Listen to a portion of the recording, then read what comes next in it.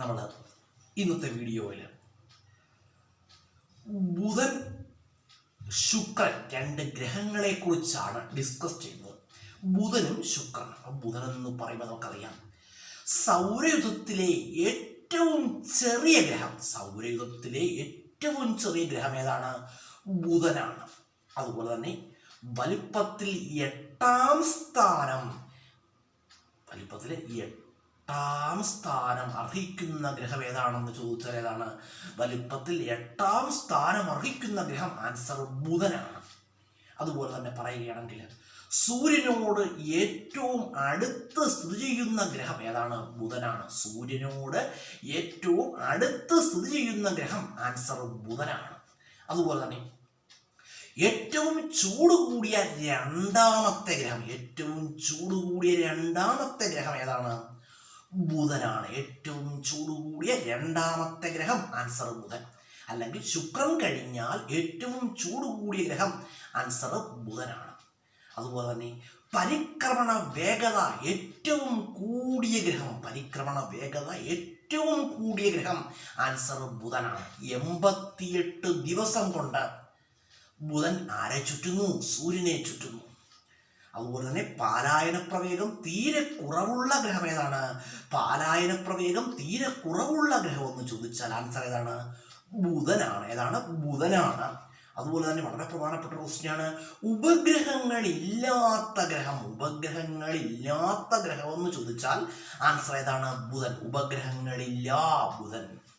ബുധനിൽ എന്തില്ല? ഉപഗ്രഹങ്ങളില്ല. അതുപോലെ ബുധദശാകാലം, ജ്യോതിഷപരമായിട്ട് പറയുകയാണെ ബുധദശാകാലം എന്ന് പറഞ്ഞാൽ എത്ര വർഷമാണ്? 7 വർഷമാണ്. 7 വർഷമാണ്. ഇനി നമ്മൾ ശുക്രനെ കുറിച്ച് പറയുകയാണ്. ശുക്രൻ സൗരയുധത്തിലെ ഏറ്റവും തിളക്കമുള്ള ഗ്രഹം ഏതാണ്? ശുക്രനാണ്. സൗരയുധത്തിലെ ഏറ്റവും തിളക്കമുള്ള ഗ്രഹം ആൻസർ ശുക്രനാണ്. അതുപോലെ തന്നെ വലിപ്പത്തിൽ 6ാം സ്ഥാനം അർഹിക്കുന്ന ഗ്രഹം ഏതാണ്? ശുക്രനാണ്. വലിപ്പത്തിൽ 6ാം സ്ഥാനം അർഹിക്കുന്ന ഗ്രഹമാണ് ശുക്രൻ.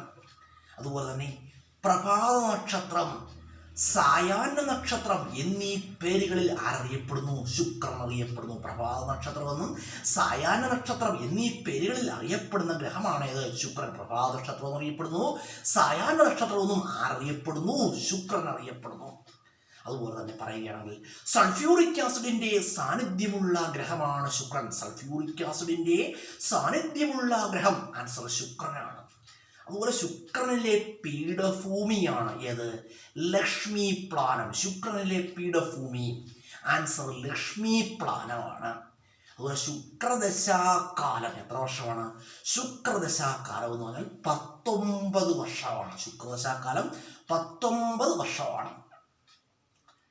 അതുപോലെ തന്നെ ശുക്രനെ കുറിച്ച് പറയുകയാണെങ്കിൽ ശുക്രൻ എന്തില്ല? പ്രകൃതിദത്ത ഉപഗ്രഹങ്ങളില്ല. ബുധനും ശുക്രനും എന്തില്ല? പ്രകൃതിദത്ത ഉപഗ്രഹങ്ങളില്ല.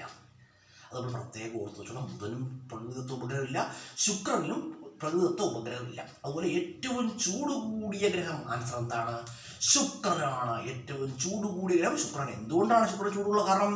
ശുക്രനിൽ ചൂട് കൂടാനുള്ള കാരണം എന്താണ്? കാർബൺ ഡൈ ഓക്സൈഡിന്റെ സാന്നിധ്യമാണ്. കാർബൺ ഡൈ ഓക്സൈഡിന്റെ സാന്നിധ്യം കൊണ്ട് ശുക്രനിൽ ചൂട് കൂടുന്നു.